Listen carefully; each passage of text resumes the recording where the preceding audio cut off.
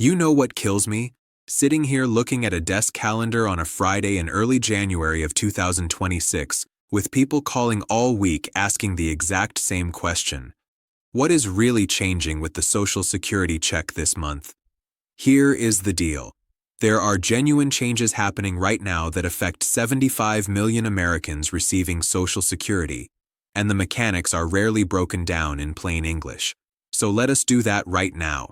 The 2.8% cost of living adjustment kicked in with January's payments, which means the average retirement benefit increased. That is a $56 monthly increase on average. But here is what is not being advertised on billboards.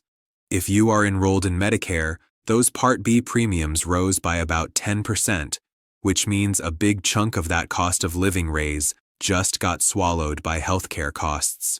And if you are still working while collecting benefits, the earnings limit increased for folks under full retirement age.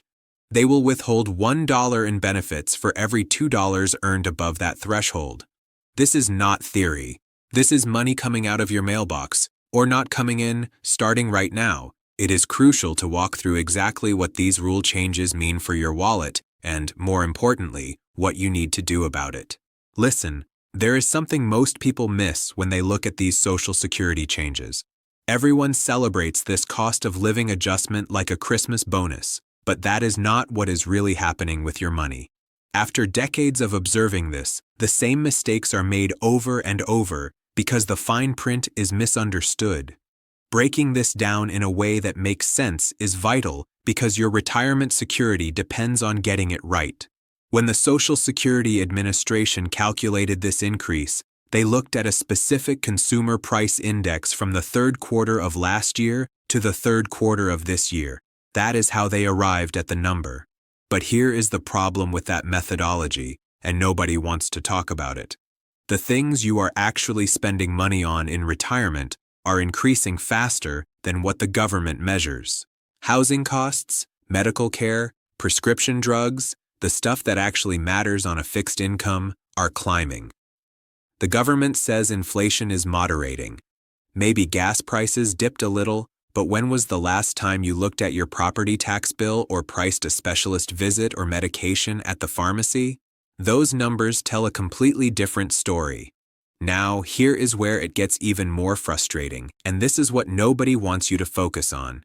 The Medicare Part A hospital deductible jumped $60 more than last year. Think about that for a second. You get a $56 monthly increase in your Social Security check, but if you have to go to the hospital just once this year, that deductible alone wipes out nearly your entire year's worth of cost of living adjustments.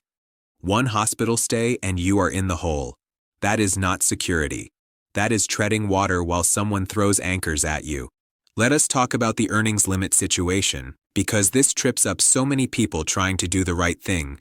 Maybe you are in your early 60s and filed for Social Security because you needed the money, but you are still healthy enough to work part-time to supplement your income. The earnings threshold sounds okay until you do the math. That is about $2,040 a month. If you are working a job making $15 an hour and putting in decent hours, you could easily blow past that number. When you do, they take $1 of your benefits for every $2 you earn over that limit. It is like running on a treadmill that speeds up the harder you work. But here is what really should get your attention because it affects long-term planning. For anyone born in 1960 or later, your full retirement age is now 67. This represents the end of a 42-year shift that started in the 80s when the government realized Social Security was heading toward a financial crisis. They quietly started moving the goalpost. If you decide to file early at 62, which millions do every single year thinking they need that money now, you are locking in a 30% reduction in your benefits for the rest of your life. Not for a year, not for 5 years, but for every single month you receive Social Security. That is a massive hit to retirement security. Most people do not fully grasp what they are giving up when they make that decision out of desperation or impatience. Put this in perspective with real numbers to see exactly what is at stake. If you wait until full retirement age to claim your benefits, the maximum you can receive is $4,152 per month. Most people will not hit that maximum, but let us use it as a benchmark. If you file at 62 instead of waiting until 67, you are cutting that down by 30%. That means losing over $1,200 every single month. Over a year, that is over $15,000. Over a 20-year retirement, you are leaving hundreds of thousands of dollars on the table. And yes, the thought is, what if you do not live that long? That is the gamble everyone makes. But the wiser approach is to plan for longevity and hope you are right. Because if you plan to die early and you are wrong, you could spend your 80s and 90s broke. That is a terrible way to finish your life. Now let us talk about the taxation side because high earners are getting hit differently this year. If you are still working, you need to understand what is coming. The wage cap that determines how much of your income gets taxed for Social Security jumped significantly. So if you are a high earner, you are paying Social Security taxes on an additional $8,000 of your income. For someone self-employed, that is over $1,000 in additional payroll taxes. For someone with an employer, you are splitting it, so around $500 more. Here is the kicker. You are paying more into a system already warning it might not be able to pay full benefits when you retire. The Social Security Trust Fund is projected to be depleted in the next decade. When that happens, they will only be able to pay out what comes in through current payroll taxes, meaning about 70 to 80% of promised benefits. So you are paying more now for potentially less later. That is a raw deal any way you slice it. Speaking of earning while collecting benefits, there is another threshold that matters. If you are reaching full retirement age this year, your earnings limit is much higher and they only withhold $1 for every $3 you earn over the limit. That is better math, but it is still a penalty for working. Once you hit your full retirement age in the month you turn 67, the earnings test disappears completely. You can make $1 million a year and they will not touch your benefits. But until you cross that line, you are playing by their rules. And their rules are designed to discourage you from working while you collect. They do pay you back eventually by recalculating your benefit at full retirement age to account for what they withheld. But in the meantime, you are dealing with reduced cash flow when you probably need it most. Here is something else that is changing that affects your ability to even qualify for benefits. Younger workers especially need to pay attention. The value of one work credit increased. You need 40 credits total to qualify for retirement benefits, and you can earn a maximum of 4 per year, meaning most people need at least 10 years of work history. If you work part-time, are in and out of the workforce, or do gig economy work with unpredictable income, you need to make sure you are hitting these thresholds. If you fall short on your credits, you do not get Social Security, period. It does not matter how old you are or how much you need it. No credits, no benefits. Do not let that happen. Now, let me address the elephant in the room that affects a huge chunk of retirees. Medicare Part B premiums are absolutely eating into this cost of living adjustment.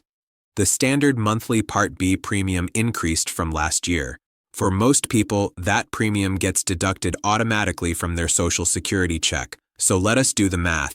You got a $56 monthly increase from the COLA. But immediately, before you even see that money, a chunk of it vanishes to cover the Medicare premium increase.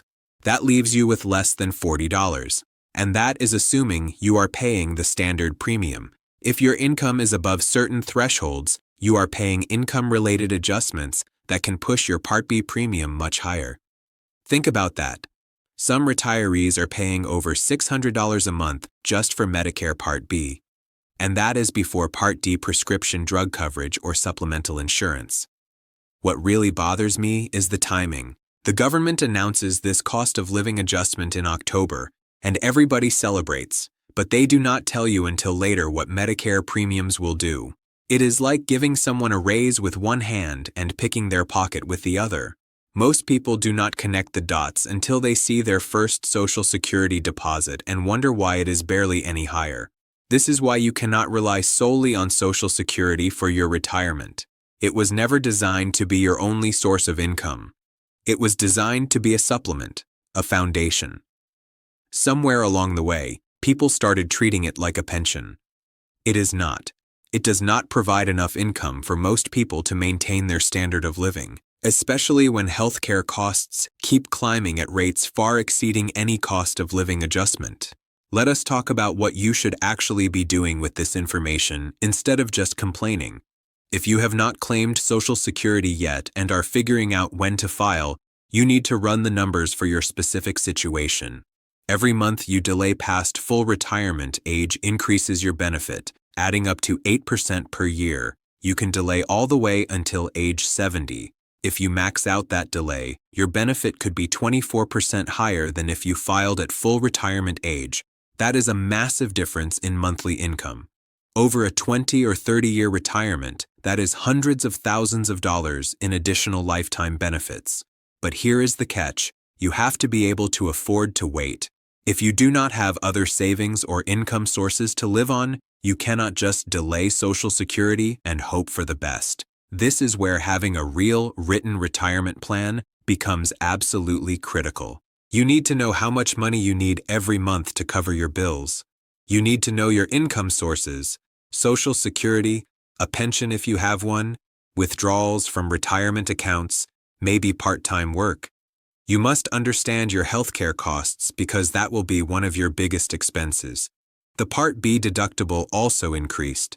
That is just one piece. You have premiums, deductibles, co-pays, medications, dental, vision. All of that adds up fast. The average retired couple will spend somewhere around $300,000 on healthcare throughout retirement. That is a conservative estimate without accounting for any major health crisis or long-term care needs.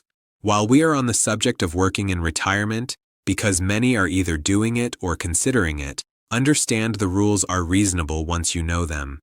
The earnings test only applies before you reach full retirement age. And even if you go over the limit and they withhold benefits, it is not gone forever. The Social Security Administration recalculates your benefit at full retirement age to give you credit for the month's benefits were withheld. So it is more like a delay than a penalty. But in the moment, when you need that money for bills or groceries, that does not help much. If you are going to work while collecting early benefits, you need to be strategic. Maybe work just enough to stay under the threshold, or delay claiming until you stop working, or wait until full retirement age when the test disappears. There is no one-size-fits-all answer. It depends on your health, financial needs, employment opportunities, and family situation. Here is another thing not getting enough attention: the taxation of your benefits. Depending on your income, up to 85% of your Social Security benefits can be subject to federal income tax. The thresholds for this have not changed in decades, meaning more people are caught in this trap every year due to inflation. If you are single and your combined income is over a certain amount, or married filing jointly over another amount, 85% of your Social Security is taxable. Combined income includes your adjusted gross income plus any tax-exempt interest plus half of your Social Security benefits. So you could get this cost of living adjustment, face higher Medicare premiums, and then owe more taxes because your income went up. It is like being nickel and dimed from every direction. So what is the bottom line? What do you actually need to do?